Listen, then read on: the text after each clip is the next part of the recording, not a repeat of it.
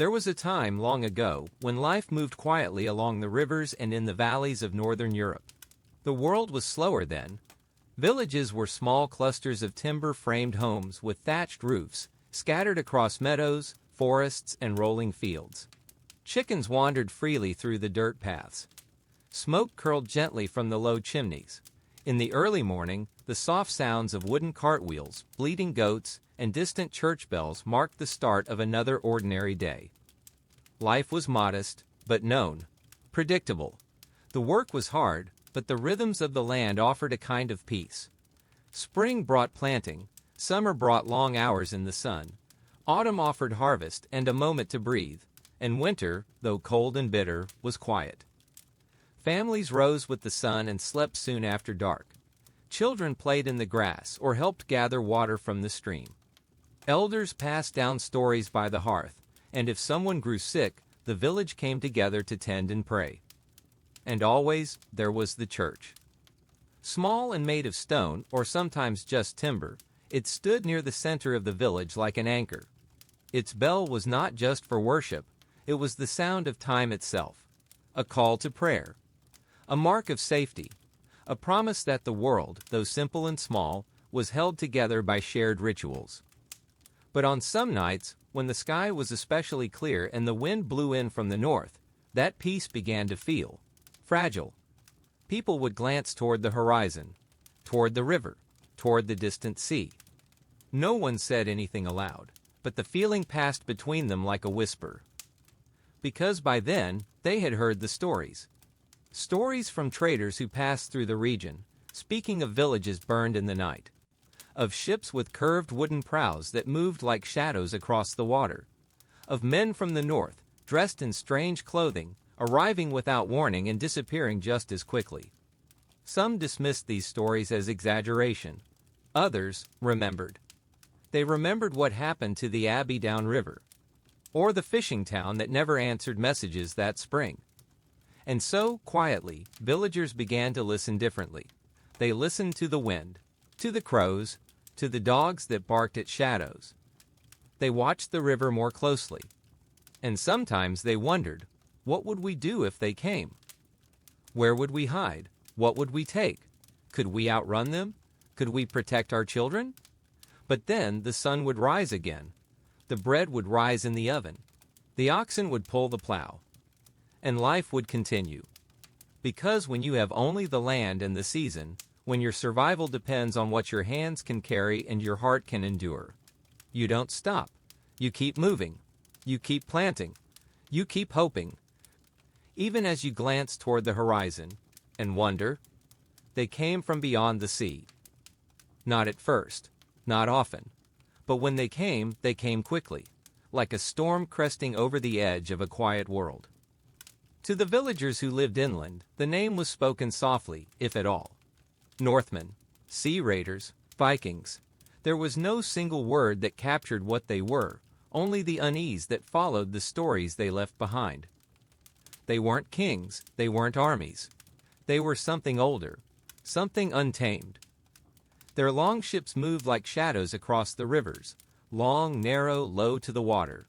Built not for comfort, but for speed. They could slip into harbors before a bell could be rung. They could sail up rivers that others thought impassable. And when the villagers saw their sails, dark against the sky, it was already too late. But why? Why had they come? The people of the village didn't know the full answer, but pieces of it passed through rumor. In the north, it was said, the land was hard, rocky, cold, and the men who grew up there were hardened too. They lived by the sea, by trade, by axe and oar. When the harvest failed, they took what they needed. Gold, yes, but also animals, tools, slaves, anything that could be carried. And they were not disorganized. They moved with terrifying focus, arriving, striking, vanishing. One moment, the world was still. The next, it was fire and shouting. And then, nothing. Only the smoldering remains of what had once been whole. The villagers learned from other villages when they could. Stories shared by traveling monks, or wandering peddlers, or those few who had fled and survived. The raiders did not always come for war. Sometimes they came for plunder and left. Other times they destroyed everything. No one could predict their path. No one could bargain. No one could prepare. At least not in any complete sense. The nearest lord might be days away. The king farther still. And even if word could reach them, it often came too late. So the villagers did what people do when they are far from help. They learned. They watched the rivers. They read the wind. They taught their children to listen. They spoke softly by the fire and passed down every detail they could remember, not to stoke fear but to give themselves a chance. They studied which villages were attacked and which were left alone. They noticed the seasons of the raids. How the longships came more often in summer when the seas were calmer. How the attacks slowed in winter when snow cloaked the land and rivers froze solid. They began to see patterns. And though the danger still lingered just beyond the mist, knowledge became its own kind of shield. Because even when the world turns dark, people find ways to understand it. And understanding, however quiet, is a kind of survival. Life did not stop. Even with fear in the air, the fields still needed tending. The sheep still wandered near the edge of the woods. Bread still had to be baked. Babies still cried in the night. The rhythm of the village, though shaken, could not be broken entirely, not by rumors, not even by raids. But beneath the routine, something had changed. A quiet watching. A listening that never fully stopped. The villagers became attuned to signs, subtle things that others might miss. The distant call of geese, disturbed from the river. The flicker of torchlight where none should be. The way the dog growled at the night for just a little too long. They began to live in layers. There was the surface, the daily life, the tending of goats, the weaving of cloth. And beneath that, a second awareness. A readiness just in case. Many villages began to mark secret paths into the woods. Routes known only to the families who made them. Trails that twisted through undergrowth, down to cold streams, across fallen logs, and out again into places where the longships could not follow. Mothers taught their children how to move quietly through the trees, how to lie still, how to follow the sound of the wind. These were not dramatic lessons, just small instructions woven into stories, games, chores. So that if the worst came, the children would already know what to do. Some households buried small bundles in the ground, precious things wrapped in cloth and sealed in clay. A silver ring, a carved cross, a bit of dried meat, not treasures in the usual sense, but tokens of hope. Pieces of life they hoped to find again after the danger passed. Churches became more than places of worship. They became beacons, when there was time. If someone spotted sails on the water, the bell would ring fast and wild. Not for mass, not for feast days, but for danger. The sound cut through the fields like lightning through clouds. It didn't mean fight, it meant run. And so people live not in terror, but in tension. A kind of gentle alertness that hummed beneath every conversation. They spoke carefully about the coast, about trade, about strangers. They kept to themselves, but shared what needed to be known. One village's warning might save another. They took care not to leave firelight visible at night. They moved grain stores farther from the main path. They stopped trusting anyone who arrived by boat, unless they could name someone local. And still the world continued on. The sun rose, the snow fell. Flowers returned to the hedges in spring. There was laughter, there was love. There were weddings, and there was worry. Not loud, not panicked, just a thread that ran through the loom of daily life. Uncertainty, woven into the very fabric of survival. When the threat remained for years, the people adapted. Not all at once, and not with grand castles or mighty walls. Most villages were far too small, far too poor for stone fortifications. But over time, small changes began to appear. Quiet defenses, built with whatever the villagers had. Earth was the first line of defense. They dug shallow ditches around their homes, often filled with thorny brush. It wouldn't stop a determined warrior, but it might slow him, might protect a goat pen, or buy a mother enough time to gather her children. Some villages raised low palisades, wooden walls made from sharpened logs, driven into the frozen ground. Crude, perhaps, but effective enough to deter an opportunistic raider looking for an easy target. Brambles were planted along footpaths, thick, thorny hedgerows, carefully tended to grow wild and impassable. They shaped the land itself into a kind of shield. And still, they knew these barriers would not hold forever. So they built places to hide. Caves in the hills, hollowed-out roots in ancient trees. Narrow paths through the marshes, where the water rose to the knees and the air was still and quiet. Whole families practiced how to move quickly, how to carry what mattered most: a woolen blanket, a water skin, a child's carved figure, worn smooth from years of holding. Some villagers buried their food, dry grains in clay pots, sealed and hidden beneath fire pits or beneath stones near the riverbank. If the worst happened, they would need to eat after the danger had passed. Others concealed tools, knives, hammers, a worn axe, deep in the woods, just in case they ever had to start again. There were no swords, no armies, only farmers, bakers, shepherds. But they used what they had. They shared knowledge from village to village. Which routes were safest, which monasteries had hidden passageways, which nearby hill had the best vantage point. The information passed quietly, from elder to child, from neighbor to neighbor, like seeds planted into the future. And all the while, life went on. Children played near the hedgerows, unaware of their purpose. Old women sat by their windows, weaving, watching the horizon. And every so often, a figure would rise from a stool, walk to the edge of the path, and scan the river's bend. Just to be sure. It wasn't a life of fear. It was a life of quiet readiness. Because for those who could not fight with sword or shield, survival meant something else entirely. It meant being clever. It meant being quick. It meant being calm in the face of chaos. And above all, it meant being prepared. They never announced their arrival.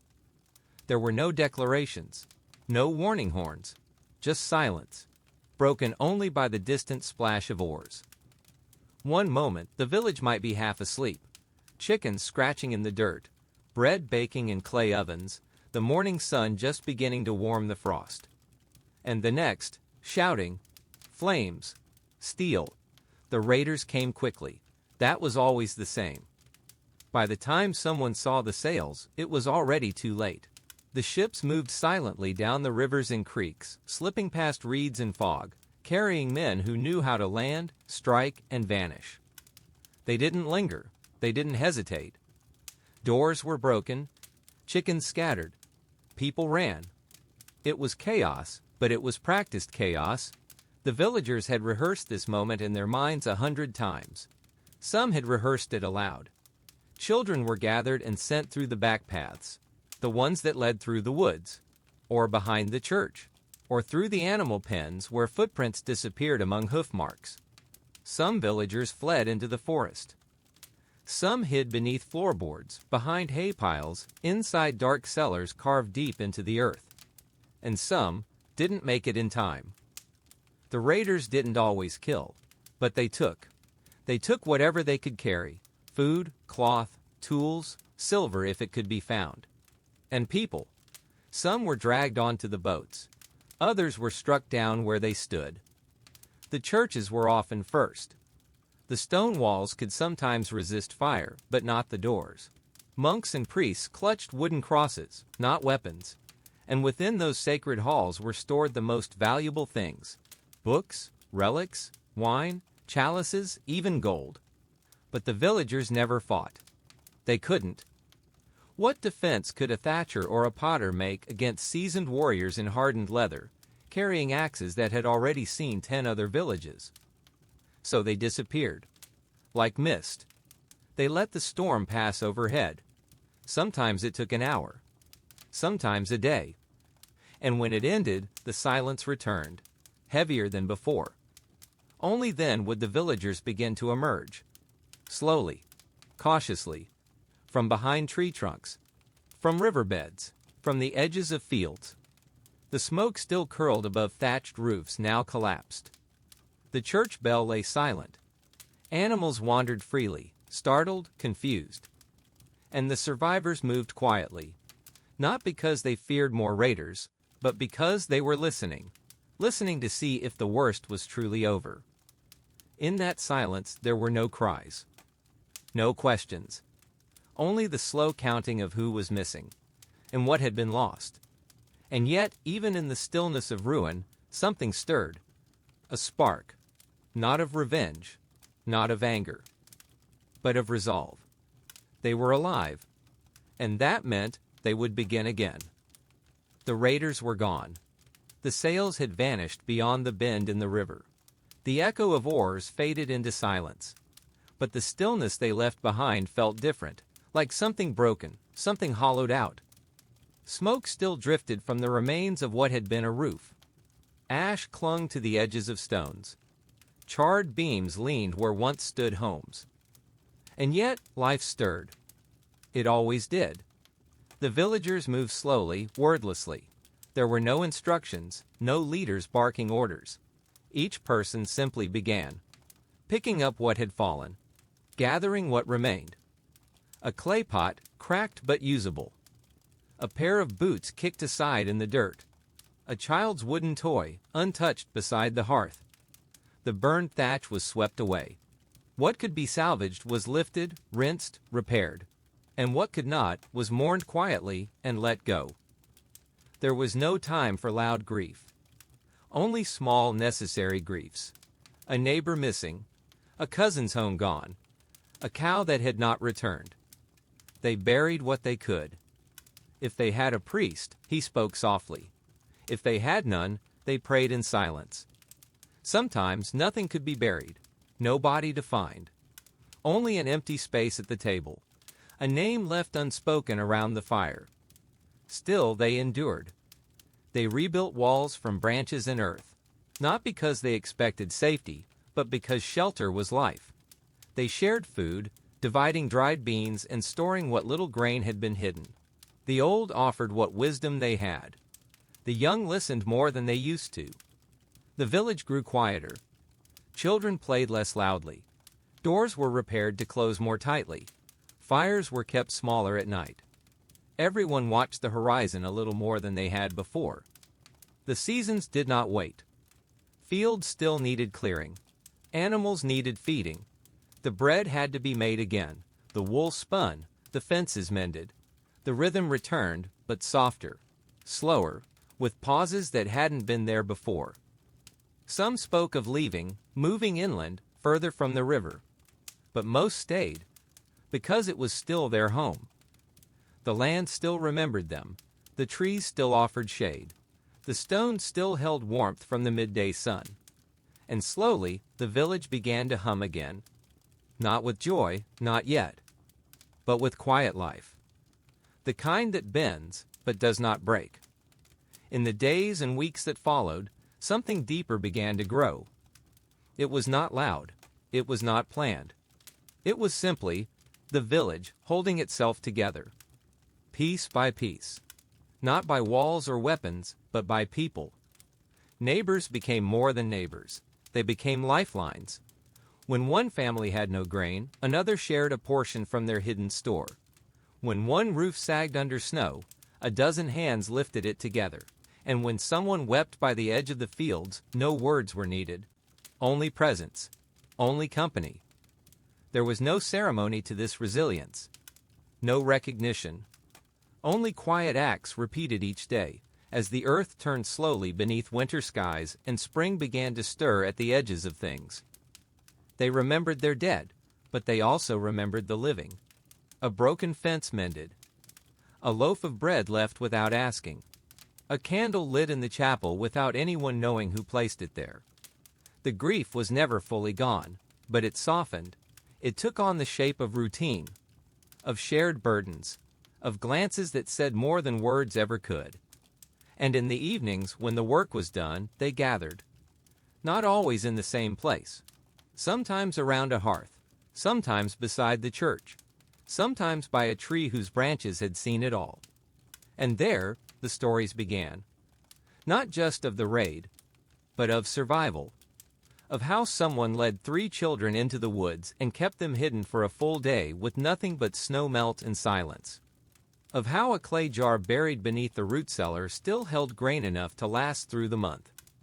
Of how the old dog had barked and barked until the raiders turned away from one hut and went toward another. They told these stories quietly, with pauses, with long stretches of silence between them. And slowly, those stories became memory, and memory became wisdom, and wisdom became tradition. The youngest ones listened carefully. They were too young to remember the raid, but they would carry its lessons.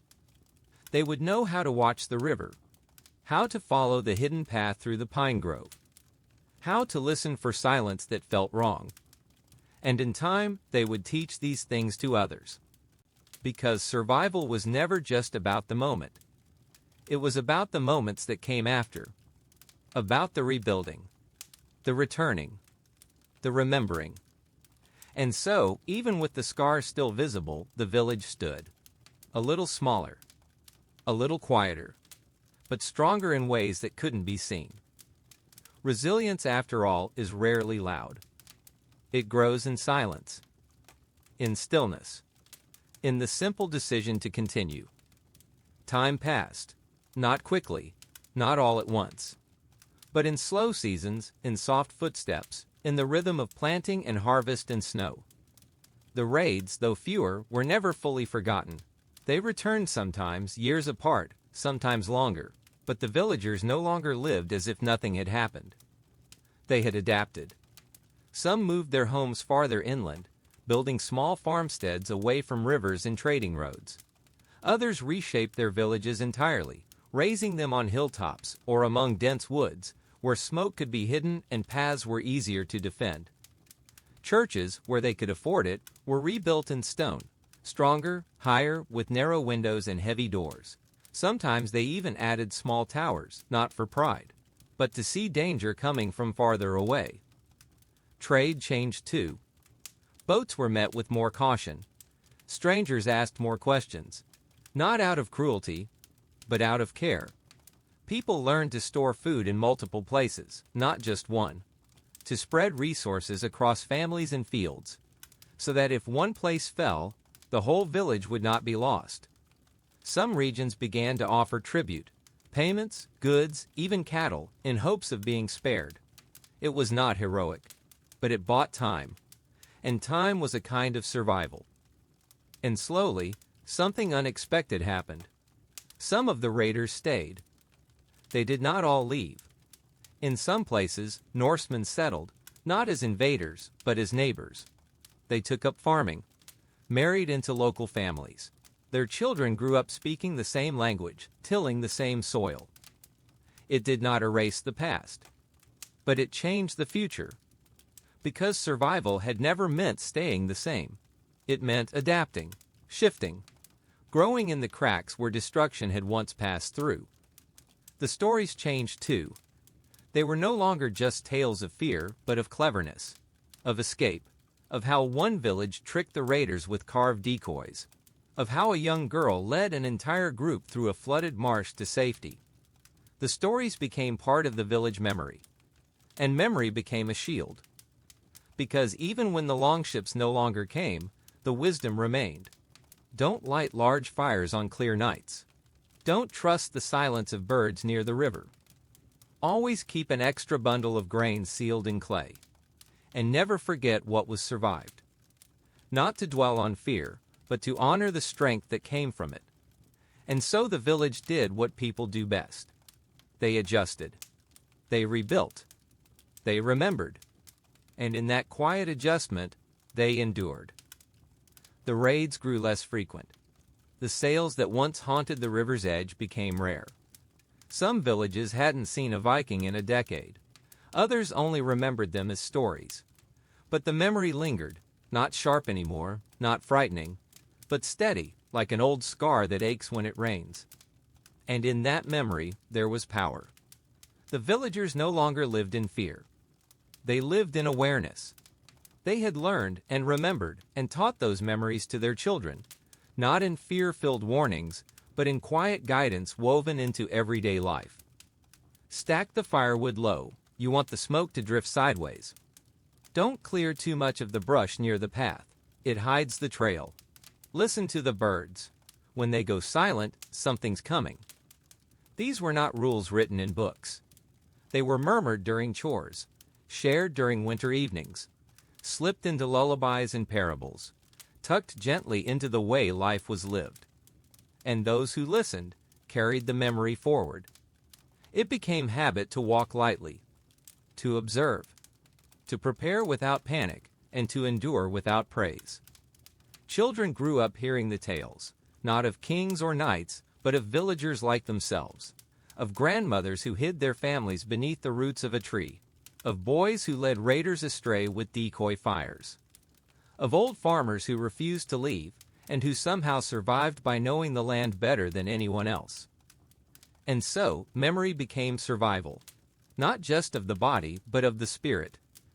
The sense that this village, though small, though ordinary, had lived through storms and still stood, that its people had faced fire, loss, hunger, and still tilled the fields each spring, still lit candles at dusk, still gathered for prayer, even when the roof above them had once been ash.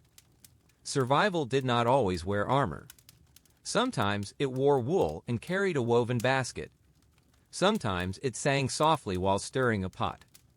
Sometimes it looked like a tired hand on a shoulder.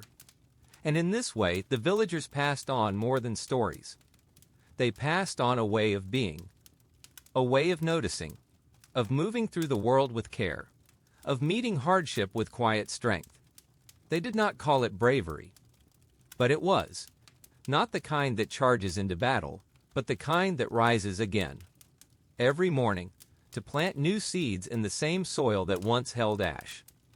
And so, even as generations turned and time moved onward, the village endured. Not because it had forgotten the danger, but because it had remembered how to survive it.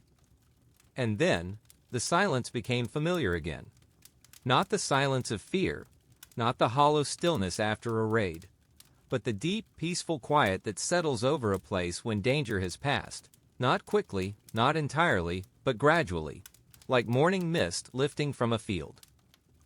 Peace did not return all at once.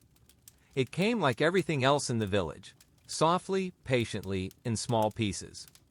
It came with the children who no longer flinched at the sound of distant horns, with the old men who could speak of the past with steady voices, with the fields that grew back stronger each year, and with the stone walls that stayed standing through the winter. The sails no longer appeared on the horizon. At first, the villagers didn't believe it. They still checked the river, still paused at strange noises, still kept their escape routes cleared and their food stores buried beneath the floorboards. But after a time, fewer eyes watched the water. The bells, once rung in panic, rang only for weddings, for births, for long, quiet funerals filled with the scent of beeswax and fresh bread. The village no longer needed to hide. There were no longer broken timbers to gather after the snow melted, no longer hoofprints pressed in haste along the marsh paths, no longer nights spent huddled in silence, waiting for the sound of oars that never came. Peace had returned, but not as it had once been. It was a different kind of peace. A peace that had been earned. A peace that carried memory. And in that peace, the village changed. It grew. New homes were built, not hastily, no longer out of fear, but with care.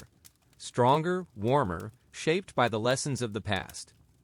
Children grew up knowing the old stories, but not feeling them in their bones. They laughed louder, ran further, played without glancing back. Some of the older villagers struggled to let go. Their bodies remembered the weight of survival, even when their days no longer required it. They still lit candles by the back door, still listened for sounds in the distance, still moved a little more slowly at dusk. And that too was part of the peace. Because healing is not forgetting. It is remembering safely. The church bell rang gently through the valley, echoing through fields golden with grain and snow-covered paths worn smooth by generations of footsteps. At night, the hearth glowed warm behind cottage walls. The same walls that had once trembled with fear now stood steady, wrapped in ivy and thyme. Villagers gathered in the evenings not to count losses, but to share meals. Songs returned. So did celebrations. Not grand or extravagant, but meaningful. Shared. Even the seasons felt different. Spring arrived like a sigh of relief. Summer stretched longer, softer. Autumn was rich with harvest, and winter no longer felt like hiding, it felt like rest. Still, there were reminders. Old wooden beams scorched at the edges. Carved initials in the roots of a tree, marking where a child once hid. A pot unearthed near the edge of the field, sealed and forgotten, holding a handful of dried peas wrapped in cloth. Reminders that peace was not always guaranteed, but that it was always possible. Because the village had endured. Not through strength, not through force, but through patience, through wisdom, through the steady, repeated choice to live, even when it would have been easier to despair. And now, beneath stars that once bore witness to fire and fear, the same skies stretched quietly overhead. The wind moved gently through the trees. The fields rested. The people slept. And peace, once a distant hope, became the rhythm of life once more. Not perfect, not permanent, but real. And in its quiet truth, enough. And now the story softens. The village fades gently into the night, its flickering hearths glowing low behind thick wooden doors, its people wrapped in blankets, their breath slow, steady, quiet. The danger is gone now. The long ships have sailed on. The fear has passed. All that remains is peace. The kind that grows not from forgetting, but from remembering and surviving. The kind that lives in slow mornings, shared meals, candlelight, and laughter too soft to echo beyond the trees. The villagers rest, not because they were never afraid, but because they lived through fear. Endured it, learned from it, passed its memory into stories, then into wisdom, and then, gently, let it go. And you? You have walked with them.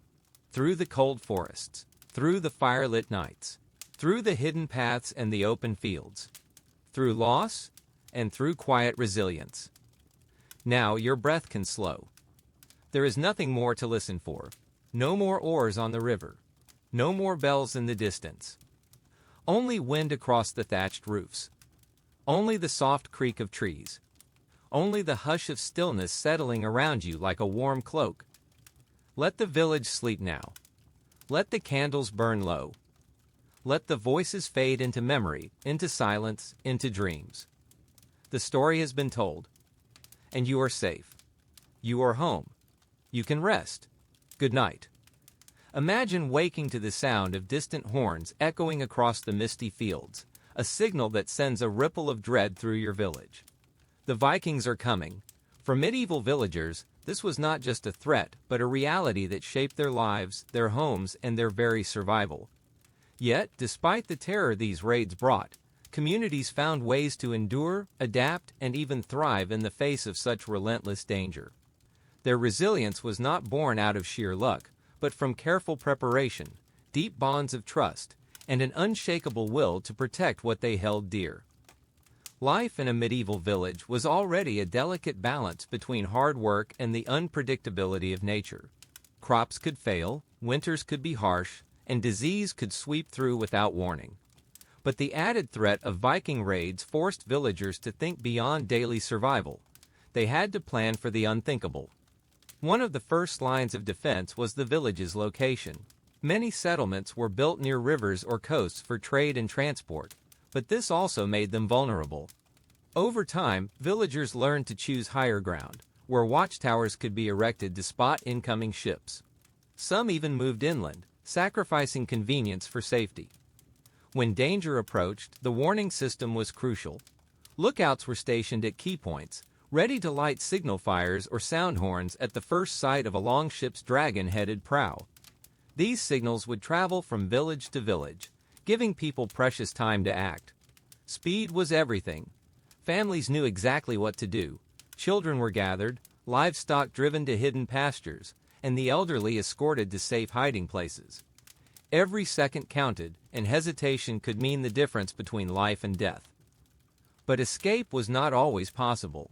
When fleeing wasn't an option, villagers turned to fortifications. Some communities built wooden palisades, thick, sharpened stakes driven deep into the earth, forming a wall around their homes.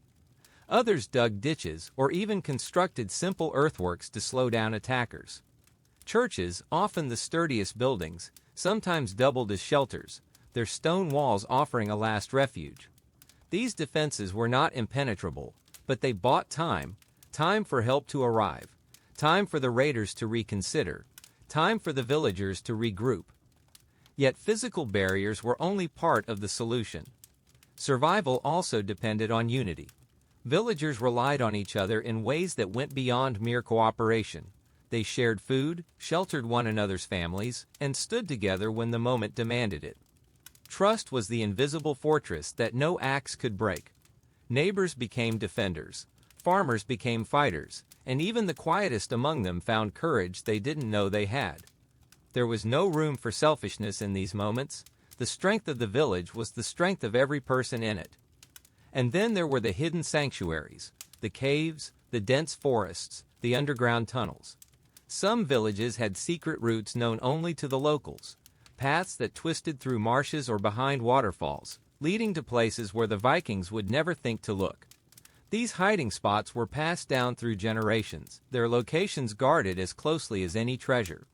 In these quiet, shadowed places, families would wait, hearts pounding, listening for the sounds of retreat. The relief of hearing the raiders leave was a joy unlike any other, a second chance at life. But survival didn't end when the ship sailed away. The aftermath of a raid was its own kind of battle. Homes had to be rebuilt, wounds tended, the dead mourned. Yet even in grief, there was resilience. Villagers would come together to mend what was broken, to replant fields, to start anew. They knew that giving up was not an option, because their lives, their families, and their future depended on their ability to keep going. Over time, the raids became less frequent.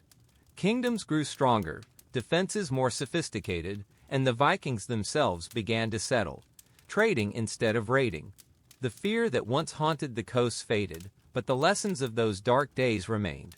The villagers had learned that survival was not just about strength or weapons. It was about preparation, community, and an unbreakable spirit.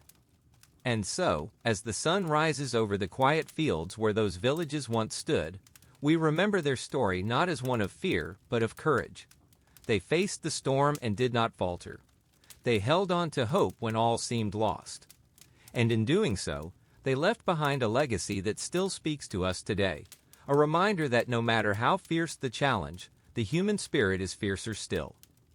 So let us carry that same resilience in our own lives. When storms come, and they will, we can stand firm, knowing that we are stronger than we think. We can lean on those beside us, draw from the wisdom of those who came before, and trust that even in the darkest moments, light will return. The villagers of old did not just survive. They endured, they rebuilt, they thrived. And so can we. Take that courage with you today. Let it guide you, steady you, and remind you that no raid, no trial, no hardship is the end of the story. The dawn always comes, and with it, the promise of a new beginning. Stand tall, face forward, and walk into the light, just as they did. The castle's great hall, alive with the flicker of torchlight, bore witness to the intricate dance of power and survival that defined the medieval world. Here, beneath vaulted ceilings blackened by decades of smoke, lords and vassals negotiated the fragile bonds of feudalism, a system as complex as it was brutal. The air hung thick with the scent of roasted boar and spiced wine, but beneath the veneer of revelry, every gesture carried weight.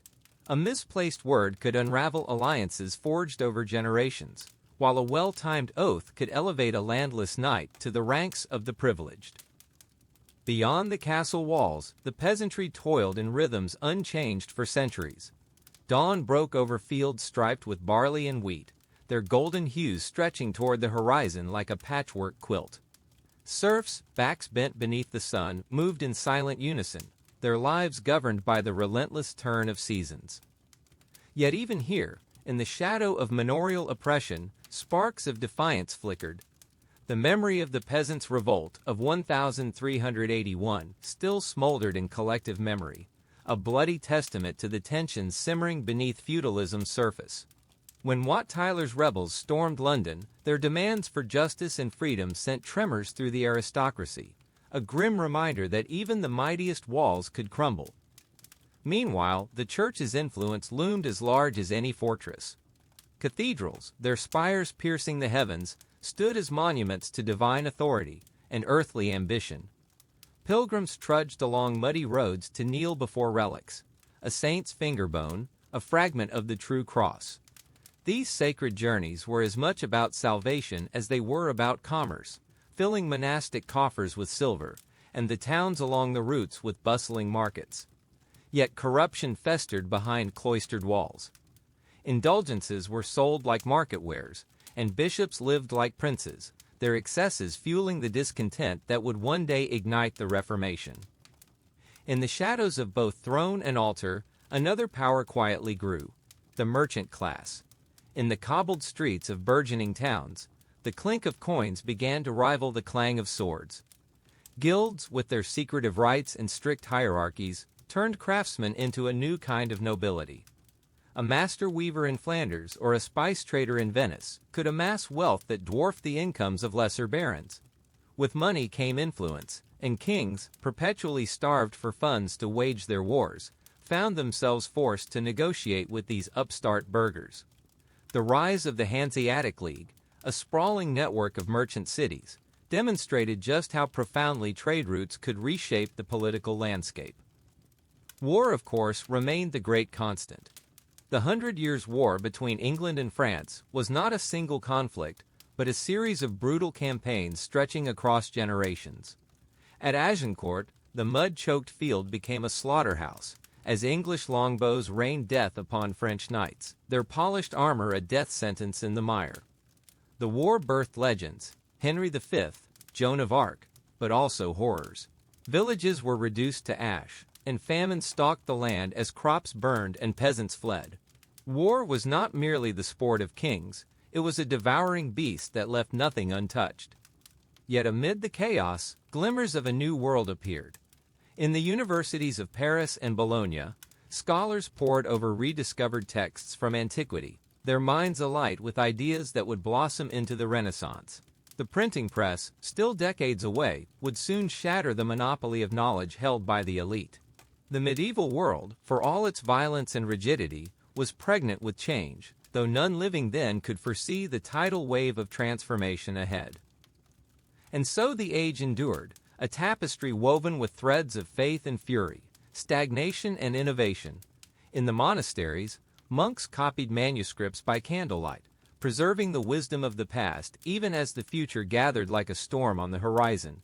In the courts, troubadours sang of chivalry, their ballads masking the harsher truths of an era where survival often meant compromise, and power was never truly secure. The Middle Ages were not a mere interlude between antiquity and modernity.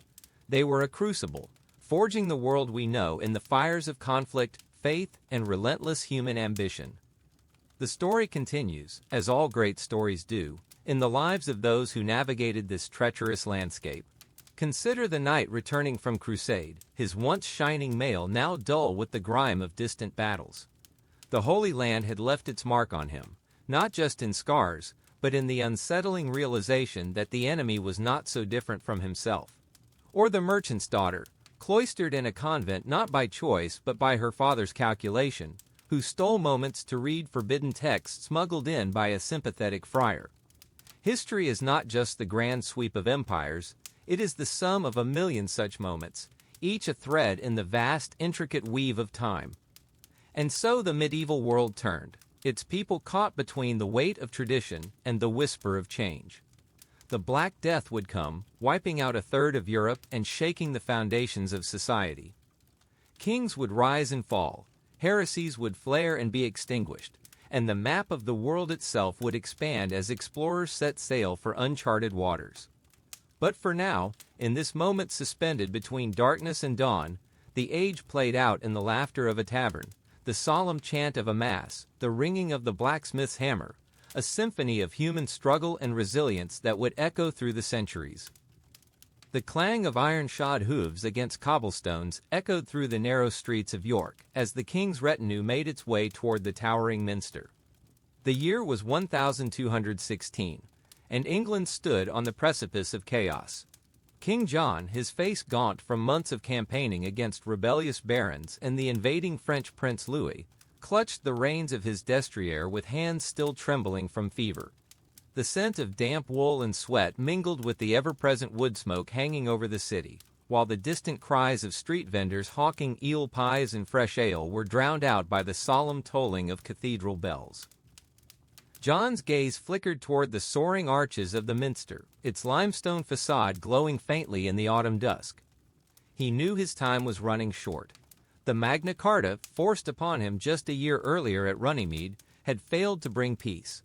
Instead, it had fractured the realm, turning once loyal lords against him, their ambitions now stoked by the promise of French support. The very air seemed thick with betrayal. Inside the minster, the flicker of 1,000 candles cast long, wavering shadows across the tombs of saints and long-dead kings. The scent of incense curled through the nave as the Archbishop of York, a man whose loyalty had been bought at great cost, waited near the high altar. John's boots scraped against the worn stone floor as he approached, his breath shallow. He had come not for absolution, but for strategy. The kingdom was bleeding, and if he did not act swiftly, the Plantagenet dynasty, forged by his father Henry II and lionized by his brother Richard, would crumble into dust. Beyond the cathedral walls, the city pulsed with unrest. Merchants whispered in shadowed corners, their purses lighter from the king's relentless taxation. Peasants, their backs bent from harvest toil, cast wary glances at the armed men patrolling the streets. And in the great halls of the northern barons, goblets of wine were raised in secret toasts to Prince Louis, the Capetian interloper who promised them lands and titles in exchange for their swords. John's fingers tightened around the hilt of his dagger. He had been outmaneuvered, but he was not yet defeated. The marshes of East Anglia still held loyal knights, and the Welsh marches bristled with mercenaries hungry for gold. If he could just hold on, if he could rally his forces one last time, perhaps the tide might yet turn. But fate, as ever, was a cruel mistress. As the king knelt before the altar, a coughing fit racked his body, the taste of blood sharp on his tongue. His attendants exchanged uneasy glances. The illness that had dogged him for weeks was worsening. The rebellion, the war, the very future of England, all hinged on the life of a man whose body was failing him by the hour. And so, as the last light of day faded beyond the stained glass windows, King John rose unsteadily to his feet, his mind already racing toward the next battlefield. He would not go quietly into the night. If England was to be torn asunder, it would be done fighting tooth and nail, a kingdom drowning in blood and fire before he surrendered his birthright. Little did he know that within months, his name would become synonymous with failure. His death in the rain lashed autumn of 1216, marking not an end, but the beginning of a struggle far greater, the fight for the soul of England itself. The aftermath of John's death unfolded like a slow, spreading stain across parchment. His 9-year-old son, Henry III, was crowned in a hurried ceremony at Gloucester Cathedral, the royal regalia so hastily assembled that a gold bracelet served in place of the missing crown. The realm, fractured and war-weary, now teetered on the edge of collapse. In London, Prince Louis of France tightened his grip on the city, his knights striding through the streets as if they already owned them. The Tower, that grim sentinel of Norman power, flew the fleur-de-lis, and the burghers of the city, ever pragmatic, bowed to the new wind blowing across the channel. Yet beyond the walls, in the wilds of the Midlands and the storm-lashed coasts of the southwest, resistance simmered. William Marshal, the grizzled Earl of Pembroke, and perhaps the greatest knight of his age, took up the mantle of regent. At 70 years old, his hair was white as the cliffs of Dover, his body scarred from decades of war, but his will was iron. He understood what few others did. England could survive a boy king, but it would not survive division. The ghost of John's misrule had to be buried, and quickly. Marshall's first move was one of cunning rather than force. He reissued the Magna Carta, stripping away the more contentious clauses but keeping its spirit alive. It was a masterstroke.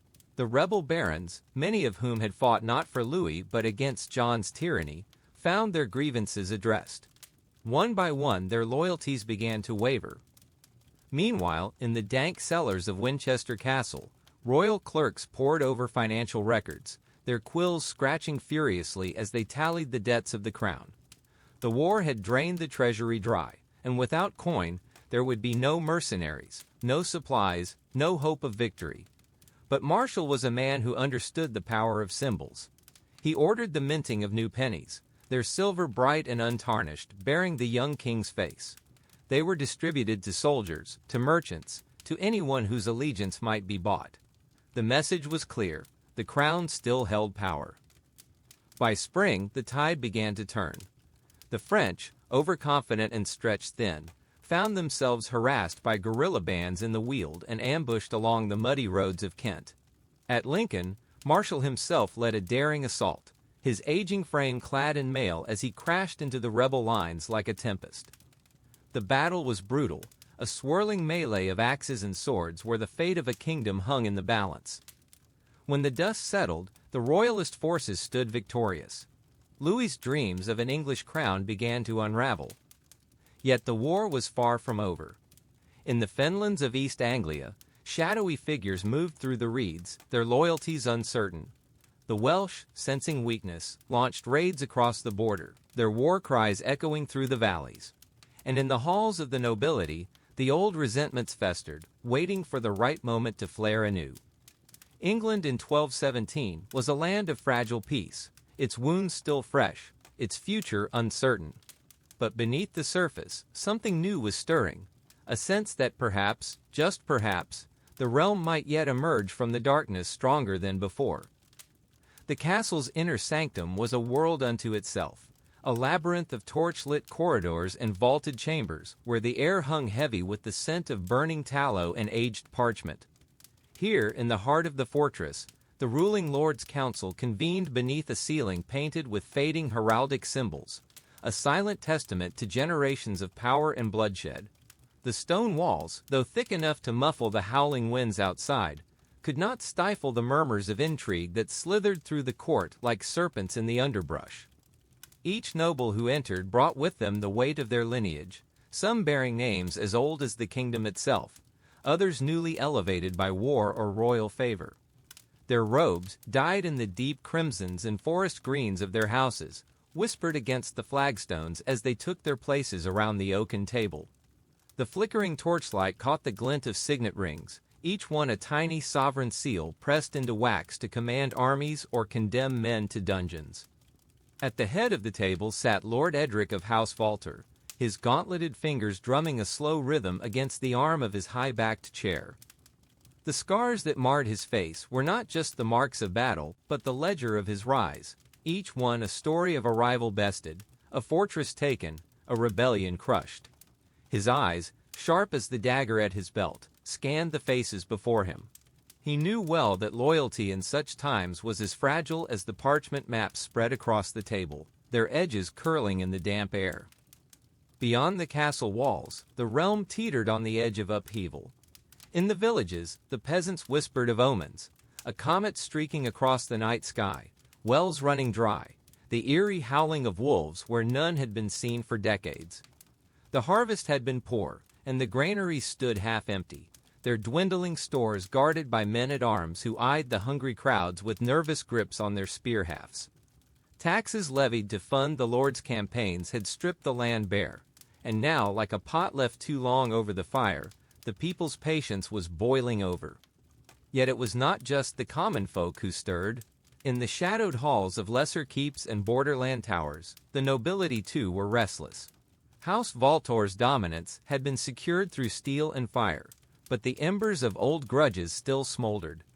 Lord Edric's spies brought word of murmured alliances, of midnight meetings where wine was poured and oaths were sworn in voices barely above a whisper. The Baron of the Eastern Marches, his pride still stinging from a forced marriage alliance, had been seen receiving envoys from the southern dukes. The Lady of Blackfen, her father executed for treason a decade prior, had quietly rebuilt her family's retinue to near formidable numbers. And then there was the matter of the church. The High Abbot, a figure as politically shrewd as he was devout, had begun to question the morality of Lord Edric's wars, conveniently, just as the tithes from the monasteries grew tardy. The cathedral's bells, which once rang in harmonious approval of the Lord's decrees, now tolled with a slower, more deliberate rhythm, as if measuring the hours until a reckoning. But Lord Edric was no stranger to storms. He had weathered them before, had, in fact, ridden into their very heart with sword raised. The same calculating mind that had outmaneuvered his brother for their father's title now turned to the pieces on the board before him. A carefully timed feast here, a betrothal contract there, a whispered threat in the right ear. These were the tools of rulership as much as the sword. Yet even as the council debated border tariffs and the repair of watchtowers, a rider arrived, his horse lathered in sweat, its hooves cracking like thunder on the courtyard stones. The message he bore was sealed with the sigil of the northern garrison, and the wax cracked under Lord Edric's fingers with a sound like breaking ice. The words within were few, but their meaning unspooled like a banner unfurling before an advancing army. The mountain passes were alive with movement. The clans, long dormant in their highland fastnesses, were massing.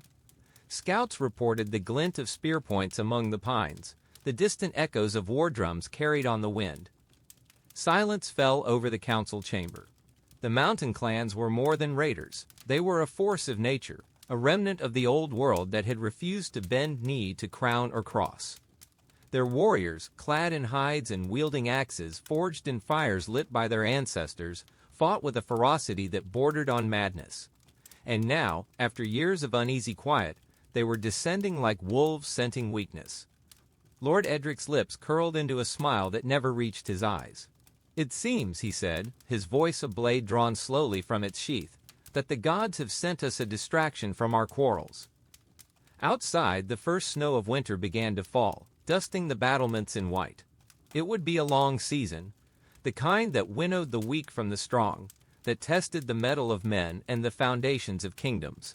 Somewhere beyond the castle walls, in the frozen darkness, a howl rose. Whether wolf or man, none could say. And so the stage was set.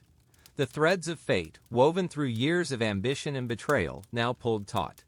The realm stood at the precipice, and the choices made in the coming days would echo through the ages, written in blood, in fire, and in the annals of history. But for now, the torches burned low, the council murmured, and the snow continued to fall, silent and relentless, over a land holding its breath. The clang of iron-shod hooves echoed through the valley as the knight's destrier charged forward, its breath steaming in the crisp morning air. The weight of chainmail and plate armor bore down on both rider and beast, yet neither faltered. This was the moment they had trained for, the heartbeat before battle where time itself seemed to slow. Across the field, the enemy host stirred like a great slumbering beast roused to anger, their banners snapping in the wind. The crimson cross of the Crusaders fluttered alongside the golden lions of noble houses, a tapestry of allegiance woven in silk and blood. The year was 1097, and the armies of Christendom had marched for months across lands both hostile and strange, their path lit by the fervor of faith and the promise of glory. Jerusalem, the city of divine kings and ancient prophecies, lay beyond the horizon, but first they would have to survive the siege of Antioch. Its walls, hewn from stone that had stood since the days of Roman emperors, loomed before them, impregnable, or so its defenders believed. Inside the city, the Seljuk garrison prepared with equal determination. Archers lined the battlements, their bows strung with sinew that hummed in anticipation. The scent of boiling oil and pitch filled the air as cauldrons were heated over roaring fires, ready to rain liquid death upon any who dared scale the walls. The governor, a grizzled veteran of a dozen campaigns, surveyed the Christian host from his tower. He had seen armies break upon Antioch's defenses before. Would these Franks be any different? Beyond the immediate clash of steel and the roar of siege engines, the First Crusade was a collision of worlds. Europe, still shaking off the shadow of the Dark Ages, had turned its gaze eastward, where the Byzantine Empire stood as the last flickering torch of Rome's legacy. Emperor Alexios Komnenos had called for aid, hoping to reclaim lands lost to the Turks, but the knights and peasants who answered his plea carried ambitions of their own. Some sought salvation, others land, and many simply the thrill of conquest. As the siege dragged on, starvation and disease gnawed at both besiegers and besieged. The Crusaders, far from home and cut off from supply lines, resorted to eating their horses, then rats, then the leather of their own boots. Desperation birthed visions. Some claimed to see saints in the night, urging them onward, while others whispered of betrayal in their ranks. It was amidst this suffering that a lowly monk named Peter Bartholomew came forward with a revelation. Beneath the very earth they camped on, hidden for centuries, lay the Holy Lance, the spear that had pierced Christ's side. The discovery sent a surge of fervor through the ranks. If God had granted them this relic, how could they fail? On June 28, 1098, emaciated but electrified by belief, the Crusaders launched their final assault. The gates shattered under the blows of a makeshift battering ram, and the starving knights poured into the city like a flood unleashed. What followed was a massacre. Men, women, and children fell beneath the swords of those who had come in the name of mercy. The streets ran red, and by nightfall, Antioch belonged to the Crusaders. Yet their triumph was short-lived. Within days, a vast Seljuk relief army arrived, trapping the victors inside the very walls they had just taken. Now, it was their turn to endure siege. The once proud knights, now gaunt and hollow-eyed, clutched their relics and prayed for deliverance. And then, against all odds, it came. Rumors spread of a celestial host riding atop the clouds, their swords gleaming like lightning. Whether mirage or miracle, the Seljuk forces faltered. On the field of battle, the Crusaders, led by the indomitable Bohemond of Taranto, charged one last time and broke the enemy. Antioch was theirs, truly this time, and the road to Jerusalem lay open. But the cost had been immense. The crusade, which had begun with tens of thousands, now marched forward with only a fraction of its original strength. The survivors, hardened by suffering, pressed onward, driven by visions of a city said to gleam with gold and divine light. Yet Jerusalem, when they finally reached it in 1099, would test them in ways none could have foreseen. The final siege was a nightmare of ingenuity and brutality. Ladders swayed under the weight of armored men as arrows darkened the sky. Siege towers, creaking and aflame, inched toward the walls as defenders hurled stones and Greek fire, a substance so terrible it burned even on water. When the walls were breached, the Crusaders showed no mercy. The streets became rivers of blood, the echoes of screams blending with the chanting of Te Deum. When the dust settled, the Crusaders knelt in the Church of the Holy Sepulchre, their hands still stained, their hearts heavy with what they had done in the name of God. The First Crusade had succeeded where so many would fail, but its legacy would be one of both reverence and revulsion. The kingdoms they carved from the Levant would stand for nearly a century, a fragile outpost of Christendom in a land of ancient faiths. And so, as the sun set over Jerusalem, the knights who had survived stood at the crossroads of history. They had come as pilgrims, as warriors, as conquerors. Now, they would have to learn to rule. But the East was not so easily tamed. The embers of resistance still smoldered, and in the deserts beyond the city, new forces were gathering, forces that would one day give rise to a man who would shake the world, Saladin. Yet that is a tale for another time. For now, the Crusaders reveled in their hard-won victory, unaware that the true test of their legacy was only beginning.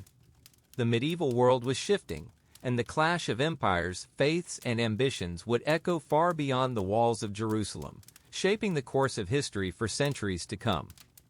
The castle walls stood as silent witnesses to the unfolding drama below, their weathered stones bearing the scars of countless sieges. As dawn's pale fingers crept across the battlements, the scent of damp earth and wood smoke hung heavy in the air, mingling with the metallic tang of armor left unpolished through the night. In the courtyard below, a blacksmith's hammer rang out like a war drum, its rhythmic clangor punctuating the murmured prayers of knights kneeling before the chapel's blood-red stained glass. Beyond the castle's protective embrace, the village stirred to life with the reluctant movements of peasants whose lives were measured in harvests and hearth taxes. Children darted through the muddy lanes with the unthinking freedom of those too young to understand the weight of feudal obligations, their bare feet splashing through puddles that reflected the leaden sky. The Lord's steward moved among the thatched cottages like a specter of authority, his wax tablet recording every chicken, every bushel of grain, every able-bodied son who might be called to service when the war horns sounded. In the great hall above, where tapestries whispered of forgotten battles, the aging baron stared at the map unfurled across the oaken table. The parchment crackled like distant thunder as his calloused fingers traced the inked boundaries of his dwindling domain. "The Duke's men were seen beyond the river ford," murmured his chancellor, the words hanging between them like an unsheathed blade. The baron's gaze lingered on the chessboard in the corner, its ivory pieces frozen in mid-conflict, a silent echo of the greater game being played across the kingdom. Meanwhile, in the scriptorium's dim light, a tonsured monk paused in his copying of psalms, his quill trembling above the vellum as shouts echoed from the bailey. Through the narrow window slit, he watched armored riders bearing the king's standard thunder across the drawbridge, their horses' flanks streaked with sweat and their cloaks crusted with the dust of hard riding. The monk made the sign of the cross, knowing such messengers rarely brought glad tidings in these troubled times. His ink-stained fingers unconsciously traced the freshly penned words, "For lo, the wicked bend their bow." Down in the buttery, where the scent of last night's feast had curdled into a stale miasma of spilled ale and greasy tallow, the castle's servants exchanged knowing glances as the king's men strode past. A scullery maid pressed herself against the damp stone wall, her rough-spun gown catching on the uneven masonry as she strained to hear the muffled voices from above. The baker's boy, flour still dusting his eyelashes like premature age, whispered of rumors from the south, of crops failing, of strange lights in the sky, of a sickness that turned men's tongues black before claiming their souls. High in the watchtower, where the wind carried the salt tang of the distant sea, a sentry squinted against the morning glare. His breath caught as movement flickered at the tree line beyond the cultivated fields. Was that the glint of sunlight on spear points, or merely a trick of the dawn mist? The horn at his belt suddenly weighed heavier as he considered the consequences of sounding a false alarm versus failing to warn of approaching peril.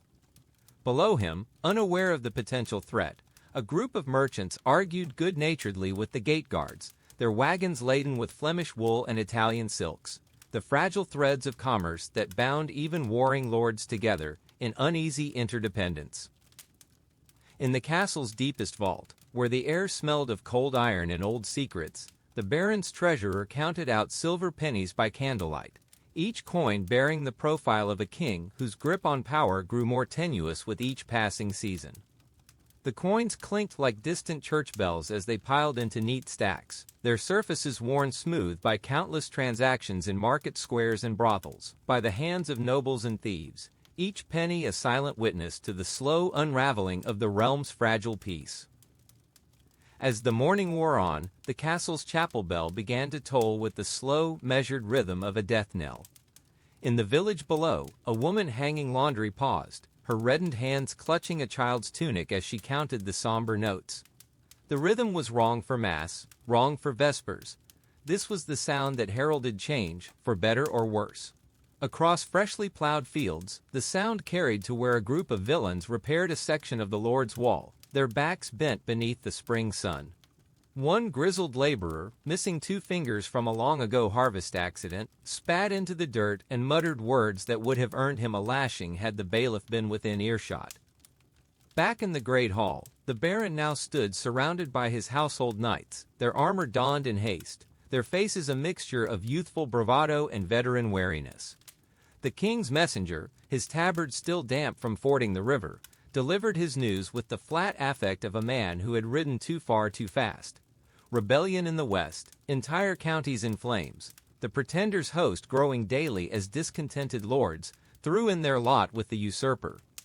The baron's gaze flickered to the chessboard again, where the White Queen stood perilously close to the Black Knight's reach. Outside, the wind picked up, carrying with it the first fat drops of rain that spattered against the stained glass like tears on a bloodied cheek. In the scriptorium, the monk set down his quill with finality, his unfinished psalm abandoned as the castle's bell continued its ominous tolling.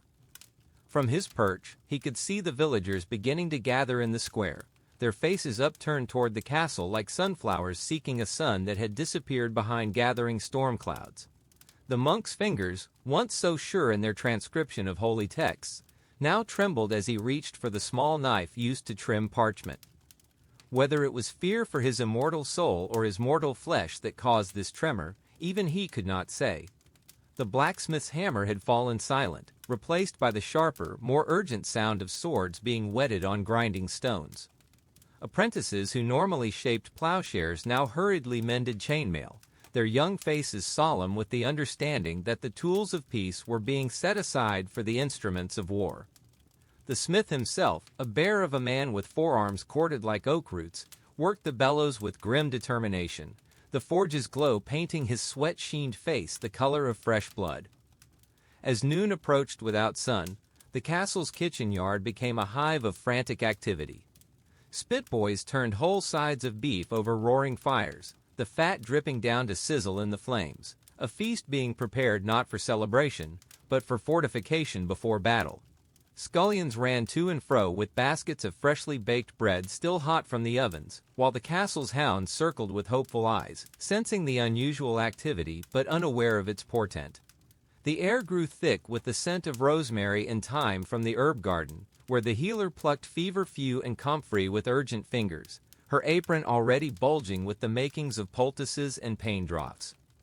In the armory, where the smell of linseed oil and leather hung permanent, the baron's youngest squire struggled to lift a hauberk that had seen service at Hastings. The old mail rang like a ghostly choir as it slipped from his grasp, the iron links whispering secrets of long-dead warriors. An aged armorer chuckled dryly as he helped the boy right the armor, his single good eye gleaming with memories of other musters, other wars. "Steady now, lad," he rasped. "Steel's heavier than glory and twice as cold at night." The rain fell harder now, drumming against the castle's slate roofs and turning the training yard to mire. The pell stood abandoned, its scarred surface weeping rainwater like sap from a wounded tree. Nearby, a forgotten practice sword lay half buried in mud, its blunted edge a mockery of the sharpened steel being distributed from the armory. From the chapel, the sound of chanting mingled strangely with the clatter of arms, the monks' voices rising and falling in waves that competed with the storm's growing fury. At the village's edge, where the last cottages gave way to open fields, a traveling minstrel paused beneath an ancient yew tree. His practiced fingers absently plucked at his lute's strings as he watched the castle's gates swing shut with finality. The song he'd been composing, a light-hearted tale of a milkmaid's kiss, died unfinished on his lips as he recognized the signs of impending conflict. With a sigh, he turned his back on potential patronage and took the south road, his cloak pulled tight against the rain. Better to sing for another lord than to become fodder for some future ballad of tragedy and loss. As afternoon waned toward evening, the castle's towers disappeared into low-hanging clouds like stone giants shrugging off the world. Torches were lit early, their flickering light creating a dance of shadows along the corridors where servants hurried with lowered eyes. In the lady's solar, normally alive with the chatter of embroidery and courtly gossip, the baron's daughter sat alone at her loom. Her shuttle moved mechanically through the warp threads, the emerging tapestry depicting a scene of pastoral tranquility at odds with the tension humming through the castle's very stones. Outside her window, a flash of lightning illuminated the distant tree line where, for just an instant, it seemed 100 points of. The castle's inner courtyard buzzed with activity as blacksmiths hammered glowing steel into swords, their rhythmic clangs echoing off the stone walls. Servants scurried between the granary and kitchens, their arms laden with sacks of grain and barrels of salted meat, while stable boys brushed down war horses whose coats gleamed like polished chestnuts in the torchlight. High above, the Lord's banners, a crimson lion rampant on a field of gold, snapped in the wind, their fabric whispering secrets of coming storms. In the great hall the air hung thick with the scent of roasted boar and spiced wine, the smoke from the hearth curling upward to blacken the oak beams. Knights clad in chainmail and surcoats embroidered with their house sigils leaned over trestle tables, their laughter booming as they recounted the day's sparring. At the high table, Lord Aldrich of Blackthorn, a bear of a man with a silver-streaked beard, traced the rim of his goblet with a calloused finger, his gaze distant. The recent raids along the northern border weighed on him, shadowy figures slipping through the mist, leaving burned villages and slaughtered livestock in their wake. Beyond the castle walls, the land stretched in patchwork fields of barley and rye, their golden hues fading into the encroaching twilight. Peasants, backs bent from dawn till dusk, guided oxen through the last furrows of the day, their children darting between rows to gather fallen stalks. The village, a cluster of thatched cottages and a squat stone church, lay nestled in the valley, its streets churned to mud by cartwheels and hooves. Here, the rhythms of life were dictated by the seasons, planting, harvest, and the long, bitter winters that tested the mettle of even the hardiest souls. Yet beneath the surface of this ordered world, unrest simmered. In the tavern, where ale flowed as freely as gossip, men spoke in hushed tones of the king's new taxes, of young sons pressed into service for distant wars, of whispers that the old gods were stirring in the deep forests. A traveling minstrel, his lute scarred from years on the road, sang a ballad of a forgotten rebellion, his voice dropping to a murmur at the most damning verses. The barkeep, a grizzled veteran missing two fingers, watched the crowd with a wary eye. Words spoken in anger had a way of reaching the wrong ears. And in the shadows of the realm, beyond the reach of torchlight and law, darker things moved. Bandits prowled the high roads, their faces masked by grime and desperation. In the marshes, where the willows wept into black waters, folk spoke of lights that danced without fire, and voices that called without tongues. The monks in their scriptoriums penned warnings of omens, a comet streaking the night sky, a foal born with twin heads, the sudden silence of the spring where the village women once made offerings. Lord Aldrich knew these signs. He had seen them before in his grandfather's time, when the last great war had torn the kingdom asunder. Now, as the first frost crept over the land, he felt the old dread stirring in his bones. The ravens had come early this year, their black wings blotting out the sun as they circled the battlements. And in his dreams the wolf howled, not in hunger, but in warning. The kingdom stood on the edge of a blade. All it would take was one misstep, one spark in the tender dry fields of discontent, and the flames would consume them all. The next morning dawned gray and heavy, the clouds pressing low over the battlements like a suffocating blanket. In the armory, squires polished breastplates to a mirror shine, their hands trembling not from cold, but from the rumors that had spread through the night. A rider had come from the east, his horse lathered and his message sealed with the king's own sigil. By midday, the castle's gates groaned shut, the portcullis teeth biting into the earth with finality. The villagers, sensing the shift in the wind, hurried to their homes, bolting doors and shuttering windows as if against a storm. And then, as the first drops of rain began to fall, the horns sounded, 3 long, mournful blasts that rolled across the land like thunder. War had come. Would you like me to continue with a specific focus? Perhaps the journey of a young squire thrust into battle, the intrigues of the court, or the eerie folklore creeping in from the edges of the map? The clang of steel echoed through the mist-shrouded valleys as dawn broke over the besieged castle of Château Gaillard, its formidable walls scarred by months of relentless bombardment. The year was 1204, and the fate of Normandy hung in the balance as King Philip II of France tightened his grip around this last Angevin stronghold. Inside the crumbling keep, weary English defenders peered through arrow slits at the sea of French pavilions below, their banners, gold fleur-de-lis on azure, snapping in the icy March wind.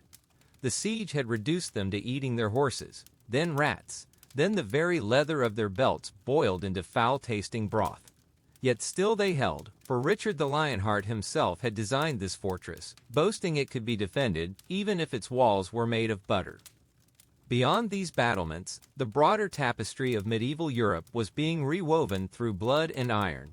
The High Middle Ages, 1000 to 1300, witnessed a seismic shift in power structures as feudal fragmentation gave way to centralized monarchies. In England, the Plantagenet kings, descendants of the fiery Eleanor of Aquitaine and Henry II, clashed with barons and clergy alike, their struggles immortalized in the ink of the Magna Carta. Across the Channel, the Capetian dynasty employed shrewd marriages and bureaucratic innovations to transform Paris from a muddy island fortress into the beating heart of France. Meanwhile, the Holy Roman Empire's emperors waged their own battles, both against rebellious Italian city-states and the ever-encroaching power of the papacy. One could scarcely discuss this era without the thunder of the Crusades reverberating through history's corridors. The Fourth Crusade sack of Constantinople in 1204, mere months before Château Gaillard's fall, stood as a grotesque parody of holy war, where Latin knights butchered fellow Christians and piled their loot atop the altars of Hagia Sophia. The stench of burning manuscripts filled the air as centuries of Byzantine knowledge turned to ash, while Venetian merchants haggled over reliquaries stripped from desecrated tombs. This betrayal would echo for generations, deepening the schism between East and West and leaving the Byzantine Empire a hollow shell. Yet even amidst such brutality, the medieval world pulsed with astonishing creativity. In the shadow of Notre Dame's rising spires, construction began in 1163. Scholars at the University of Paris pored over rediscovered Aristotelian texts, their debates laying foundations for modern science. The troubadours of Provence composed courtly love poems that would shape European literature for centuries, while Cistercian monks, dressed in undyed wool, transformed wilderness into thriving agricultural hubs through their mastery of hydraulic engineering. The social fabric of the age was woven from countless threads, the sweat of serfs turning heavy earth with wooden plows, the clink of silver pennies in burgeoning market towns, the whispered prayers of beguines, lay religious women, defying ecclesiastical control. Women like Hildegard of Bingen, abbess, composer, and polymath, proved that even in a patriarchal society, exceptional minds could reshape culture. Her Ordo Virtutum, the earliest known morality play, blended theology with soaring musical innovation, its melodies still haunting modern listeners. As the 13th century progressed, technological revolutions quietly altered daily life. The widespread adoption of windmills and heavy plows triggered an agricultural boom, enabling populations to recover from the famines of previous centuries. In bustling cities like Bruges and Florence, guilds enforced quality standards for everything from Flemish wool to Venetian glass, their elaborate ceremonies blending commerce with sacred ritual. The humble stirrup, introduced centuries earlier, now reached its apogee in the form of the armored knight, a fusion of man, metal, and warhorse that dominated battlefields from Acre to Agincourt. Yet darkness loomed on the horizon. The Mongol hordes under Genghis Khan's successors were carving a path of destruction toward Europe's eastern frontiers, while climatic shifts heralded the coming Little Ice Age. Within decades, the Black Death would sweep across continents, leaving villages silent but for the cawing of crows over mass graves. But for now, in this fleeting moment of the High Middle Ages, humanity stood at a crossroads between tradition and transformation, between the world of feudalism and the dawn of the Renaissance. The fall of Château Gaillard in March 1204 marked more than just a military defeat. It symbolized the end of Angevin dominance and the rise of France as Europe's preeminent power. As the last English defenders threw themselves from the towers rather than surrender, their bodies shattered on the rocks below, Philip Augustus walked through the shattered gates to claim his prize. The castle's ingenious concentric defenses, once thought impregnable, now served as a grim lesson. No walls could withstand the tides of change. And so the medieval world rolled onward, its story written not merely in chronicles and charters, but in the calloused hands of masons building cathedrals, the ink-stained fingers of scribes illuminating manuscripts, and the bloodied swords of kings forging nations. The air smelled of damp parchment and smoldering hearths, of incense and iron, as Europe staggered toward modernity, one faltering, glorious step at a time. The Albigensian Crusade, 1209 to 1229, unleashed a different kind of horror across Languedoc, where papal legates preached extermination of the Cathar heretics with chilling pragmatism. At Béziers, when soldiers asked how to distinguish true believers from Cathars among the townsfolk, the papal commander allegedly declared, "Kill them all. God will know his own." The ensuing massacre turned streets into rivers of blood, as thousands were slaughtered in churches where they sought sanctuary. This crusade birthed the medieval Inquisition, whose Dominican friars, nicknamed Dominicanes, Hounds of God, developed interrogation techniques that would stain the church's reputation for centuries. Simultaneously, the Iberian Reconquista reached its climax under Ferdinand III of Castile, whose capture of Córdoba in 1236 returned one of Islam's greatest European centers to Christian rule after 500 years. The great mosque's bells, melted down by Al-Mansur in 997 from Santiago de Compostela's cathedral, were now triumphantly carried back north by Christian prisoners. Such symbolic gestures masked a far more complex reality of convivencia, the fragile coexistence of Jews, Muslims, and Christians that had produced Maimonides' philosophy, Ibn Rushd's commentaries, and the Toledo School of Translators' priceless transmissions of classical knowledge. In the North Sea's murky waters, the Hanseatic League emerged as a mercantile superpower, its cog ships laden with Baltic timber, Russian furs, and Norwegian stockfish creating an economic web stretching from Novgorod to London. At the League's heart stood Lübeck, its red brick warehouses bursting with goods, while its legal code, the Law of Lübeck, became the template for maritime trade across northern Europe. The Hanse's ruthless protectionism, they once blockaded an entire kingdom for imprisoning German merchants, demonstrated how commerce could wield power rivaling any crown. Meanwhile, England's barons grew increasingly restive under King John's erratic rule. His 1215 sealing of Magna Carta at Runnymede, though initially a failed peace treaty, planted seeds of constitutional governance that would eventually bear fruit. The document's Clause 39, stating no free man could be punished except by the lawful judgment of his peers, resonated through later centuries, though few at the time realized its implications. More immediately, John's subsequent rejection of the charter triggered the First Barons' War, during which French troops under Prince Louis, later Louis VIII, occupied London, a bizarre interlude where England nearly became a French satellite. The century's intellectual ferment found its apex in figures like Thomas Aquinas, whose Summa Theologica sought to reconcile faith with reason at Paris' burgeoning university. His contemporary Roger Bacon, a Franciscan friar with dangerously modern ideas, experimented with optics and gunpowder, envisioning flying machines and submarines, while church authorities eyed him with suspicion. Such thinkers operated within narrow confines. When Bishop Stephen Tempier of Paris condemned 219 philosophical propositions in 1277, including Aquinas' teachings, it signaled the Church's growing unease with unfettered inquiry. Architectural marvels rose skyward as the Gothic style reached its zenith. Chartres Cathedral's labyrinth, walked by pilgrims on their knees, Strasbourg's single soaring spire, and the Sainte-Chapelle's jewel-like reliquary windows all testified to medieval Europe's spiritual and artistic ambitions.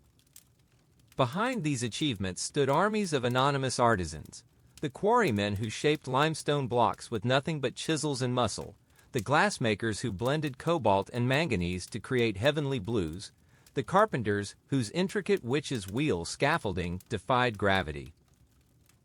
The Sicilian Vespers of 1282 illustrated how quickly fortunes could turn in this volatile era. When a French soldier in Palermo insulted a Sicilian bride on her wedding day, the island erupted in a single night of coordinated slaughter that left 3,000 French dead. Their corpses choked the fountains where they'd fled for mercy, while church bells tolled the revolt spread across Sicily. This massacre upended Mediterranean geopolitics. The clang of steel echoed through the mist-shrouded valleys as dawn broke over the battlefield, painting the trampled grass crimson. This was not merely a skirmish between rival lords, but the culmination of generations of simmering tensions that had festered like untreated wounds across the realm. The very air seemed thick with the weight of history, the iron scent of blood mingling with the earthy aroma of churned soil, while somewhere in the distance, a lone raven called, as if heralding the turning of an age. Knights in mud-spattered armor locked in brutal combat, their once gleaming heraldry now obscured by grime and gore. The ground trembled beneath the charge of destriers, their nostrils flaring as they carried their riders into the fray.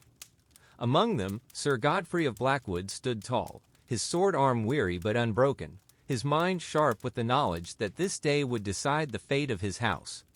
He had seen war before, had fought in the bitter campaigns along the northern marches, but this was different. This was not just about land or gold, it was about survival, about the very legacy of his bloodline. Across the field, the enemy banners of House Walter fluttered defiantly, their sigil of the crimson wolf seeming to snarl in the morning light. Their lord, Reynard Walter, was a man of cunning and ruthlessness, a wolf in truth, who had spent years weaving a web of alliances through marriage, treachery, and gold. His ambition was no secret. He sought to carve a kingdom from the fractured remains of the old empire, and Godfrey's lands stood in his way. The battle raged with a ferocity that would be sung of for generations. Arrows darkened the sky like a murder of crows before descending in lethal rain. The screams of dying men and horses filled the air, a chorus of agony that seemed to stretch into eternity.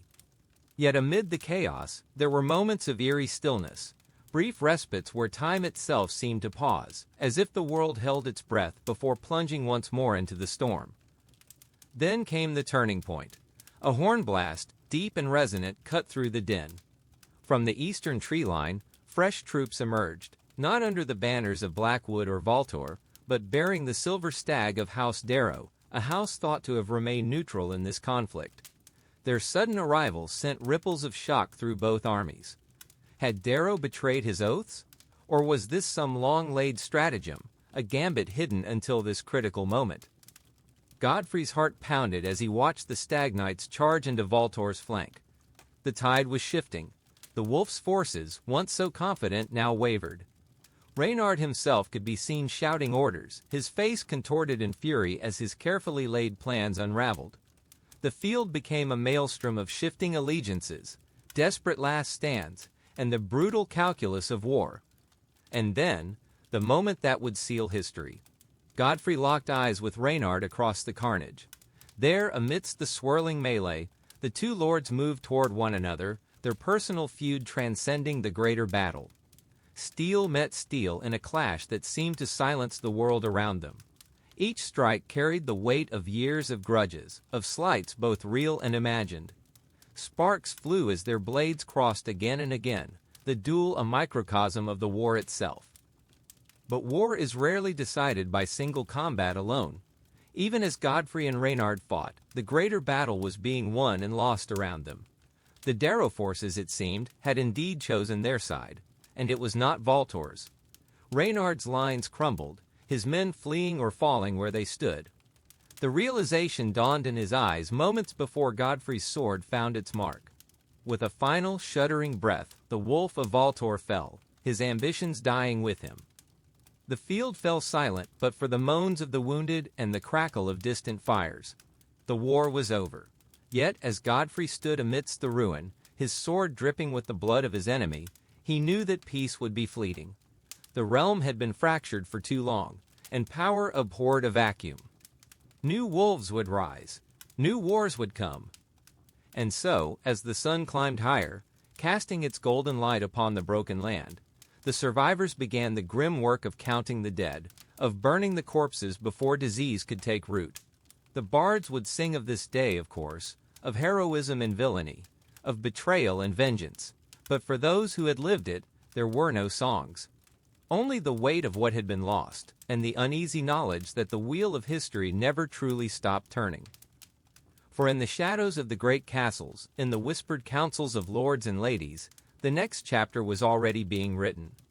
The peasants would return to their fields, the merchants to their trade routes, the clergy to their prayers, but the Game of Thrones never ceased. And somewhere, in some candlelit chamber, a new player was already moving their pieces upon the board. The medieval world was never truly at peace. It merely paused, gathering its strength for the next storm. The aftermath of the Battle of Blackwood Vale sent ripples across the continent, its consequences unfolding like the slow uncoiling of a serpent. In the great halls of kings and the smoky taverns of common folk alike, the tale was told and retold, each iteration bending the truth until it became something between history and legend. For Godfrey, victory was bittersweet. He had saved his lands, preserved his lineage, but at a cost that would haunt him until his dying day. The fields where wheat once grew now bore only the scars of war, and the villages that had dotted his domain stood empty, their people slaughtered or scattered. Rebuilding would take years, perhaps a lifetime. And yet he had no choice. A lord's duty was not just to conquer, but to steward. Meanwhile, in the courts of the realm, the shifting alliances birthed by the conflict began to realign. House Darrow, once a minor power, now stood ascendant, their timely intervention having earned them both favor and fear. The Silver Stag was no longer merely a sigil, it was a symbol of calculated ambition. Lord Edric Darrow, the mastermind behind the maneuver, was a man of quiet cunning, his true intentions as inscrutable as his cold gray eyes. Where Reynard had been a wolf, Edric was a spider, spinning his webs in silence. And then there were the whispers from the south. The old empire, long fractured into squabbling principalities, was stirring. Rumors spoke of a new pretender to the imperial throne, a charismatic warlord who preached unity beneath a single banner. Some called him a savior, others a tyrant in the making, but all agreed his rise would mean war on a scale not seen since the days of the Crimson Crusades. The world was changing. The age of isolated fiefdoms and petty border wars was giving way to something greater, something darker. The storm was coming, and when it arrived, no sword, no castle wall, no oath of fealty would be enough to withstand it.